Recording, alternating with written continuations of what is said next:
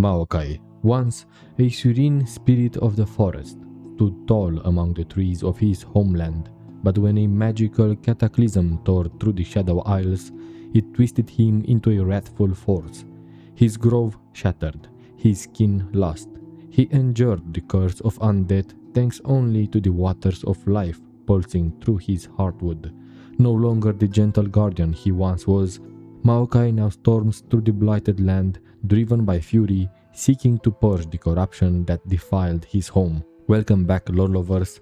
This is Landrag, and today we dive deep into the twisted tale of Maokai, the vengeful treant of the Shadow Isles.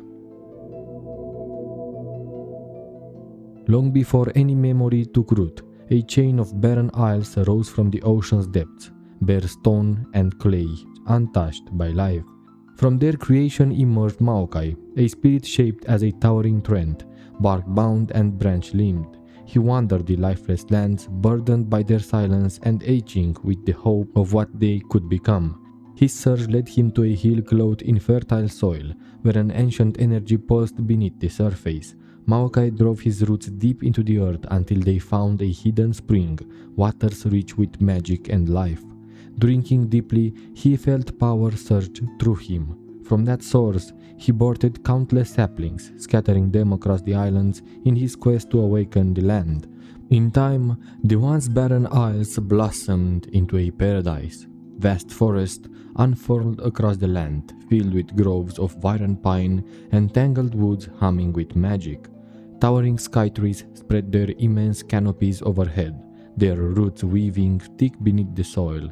The land teemed with life, nature spirits drawn to its lushness, animals thriving in its green embrace. When humans arrived, they found a world already alive with wonder. They flourished in its bounty, building a society of scholars eager to understand the mysteries around them. Maokai, though cautious, watched them closely. They honored the land, choosing to build where the forests were thin, careful not to disturb the spirits that dwelt within. In time, Maokai revealed himself to a chosen few, those who had earned his trust. To them, he shared the secrets of the isles, including the hidden spring whose waters could mend even mortal wounds. Centuries flowed by in peace, and Maokai dwelled in quiet harmony with the land he had nurtured. But that peace shattered when ships arrived from distant shores, carrying soldiers and a grieving king who crushed the lifeless body of his queen. Desperation led the king to the sacred spring, where he immersed her decaying form in the healing waters. She rose, not in life but in torment, pleading for death. In his attempt to undo the horror, the king unleashed a curse that sank its claws deep into the land. Maokai felt it from afar, the first tremors of something dreadful stirring beneath the earth. A chill crept through the soil, unnatural and cold.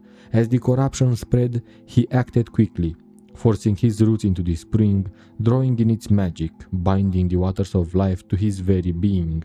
Just before the taint could reach him, he tore himself away, severing the connection. The sacred reservoir churned and darkened, its purity lost forever. Then came the mist, thick, black and suffocating. They rolled across the isles, imprisoning all life in a limbo between living and dead. Maokai stood helpless as everything he had cultivated, the forest, the spirits, the creatures, even the humans, were twisted into ghastly echoes. The land he had raised from nothing crumbled in an instant, undone by the reckless hand of a man. His sorrow burned into fury, and from that fury he would rise again. The choking mist curled around Maokai, draining the breath of life from the world. Flowers that once bloomed on his shoulders withered and crumbled to dust. His form twisted, bark splitting and limbs knotting into a gnarled mass. Yet within him the waters of life still flowed. They held back the curse, anchoring him to life with all ease faded into shadow. The land was overrun, spectral wraiths and abominations poured forth from the darkness. Lifeless men surged toward Maokai, and in a storm of limbs and fury, he lashed out. His blows crushed the spirits to ash, but with each strike he recoiled. He had never taken life before. Still, the horrors came in endless waves, and though he fought with a wrath born of despair, their numbers drove him back. Hey lore lovers, if you are enjoying the journey through these stories, don't forget to like and subscribe. It helps the channel grow and that means more lore videos for you.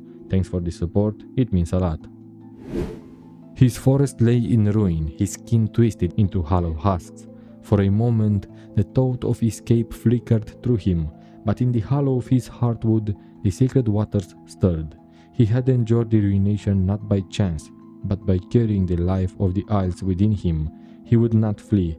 As the first spirit born of this land, Maokai would remain. He would stand against the tide and fight for what soul the islands had left. Surrounded by endless waves of wraiths and the ever-choking mist, Maokai fights on, his rage unrelenting. He finds no joy, save in the crushing of the soulless creatures that infest his home. Each blow is vengeance, each strike a cry of defiance against the darkness that defiled the land.